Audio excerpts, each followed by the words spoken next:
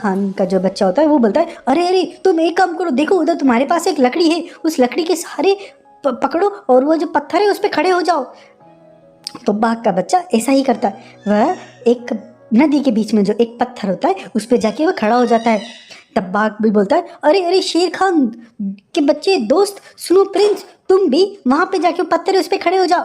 तब वह भी उस पत्थर पे खड़े हो जाते हैं। उसके बाद वह दोनों नदी के बीच में, एक बंदा एक पत्थर पे खड़ा होता है तो दूसरा दूसरे पत्थर पे खड़ा होता है। वो दोनों सोचते हैं, अरे अब क्या करें, हम तो इस नदी में फंस गए, अरे इन नदी का पानी अगर ऊपर हुआ तो हम तो नदी में बह जाएंगे, क्या करें क्या करें।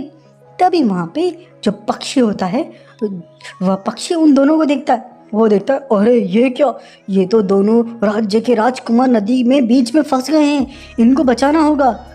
तभी वह जो पक्षी होता है वो बड़ा बुजुर्ग होता है। उसने पहले इस जंगल में हमेशा शांति देखी थी, दोनों जंगलों में बड़ा प्यार देखा था, इसलिए वह इन दोनों जंगलों के राजाओं की बातों को नहीं मानता था। वह दोनों जंगलों के जानवरों से ही मेलजोल बना के रखता था और उसके उम्र दराज और उसके एक्सपीरियंस की वजह से दोनों जंगलों के जानवर उसकी बहुत रेस्पेक्ट करते थे।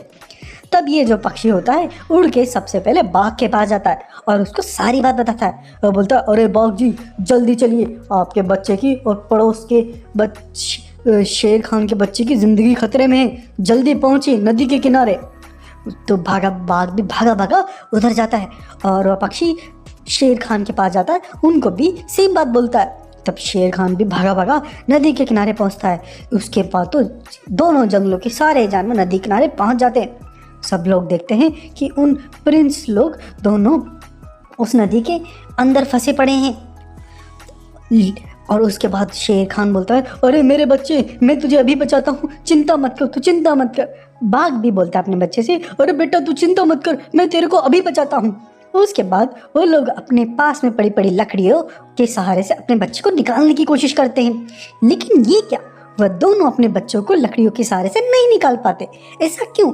ऐसा इसलिए क्योंकि जो शेर खान का बच्चा होता है वह नदी के दूसरे किनारे के पास वाले पत्थर पे फंसा होता है और जो बाघ का बच्चा होता है वह शेर खान के जंगल के किनारे नदी के पास फंसा पड़ा होता है।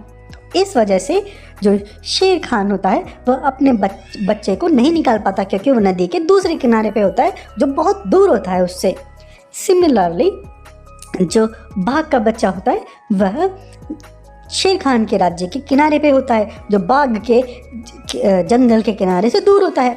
तो वह आपस में एक दूसरे के बच्चों को ऐसे ही देखते रहते हैं। तभी बाघ को एक युक्ति आती है। उसको ये योजना जो जंगल के सबसे बुजुर्ग पक्षी होता है वही सजेस्ट करता है। वह बोलता है, अरे ओ बाघ सुनो, और शेर खान तुम भी सुनो। देखो जो अभी शेर खान जो तुम्हारा बच्चा है वो बाघ के जंगल के किनारे के पास में है, और जो बाघ का बच्चा है वो शेर खान के जंगल के पास के किनारे पे है।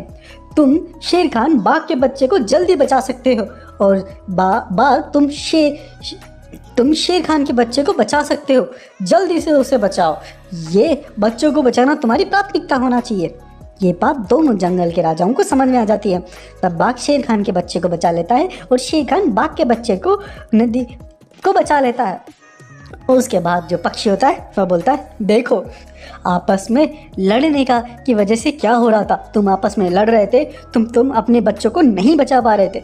जैसे ही तुमको समझ में आया, तुमने एक दूसरे के बच्चे को बचाया तो दोनों के बच्चे बच गए। अगर इसी तरह से आगे लड़ाई करते रहोगे तो याद रखना तुम्हारे बच्चों को इस तरह की परेशानी हमेशा होती रहेगी, तुम्हारा परिवार इस तरह से ख़त्म हो जाएगा। इसलिए इस लड़ाई को ख़त्म करो और आपस में मिल बांट के रहना शुरू करो। उस पक्षी के बुजुर्ग की बात को दोनों को बिल्कुल समझ में आ जाती है। उसके बाद वह दोनों शेर खान और बाघ खान आपस में मिलते हैं और एक दूसरे से माफ़ी मांगते हैं। वह बोलते हैं, अरे शेर खान प्लीज़ मुझे माफ़ कर दो।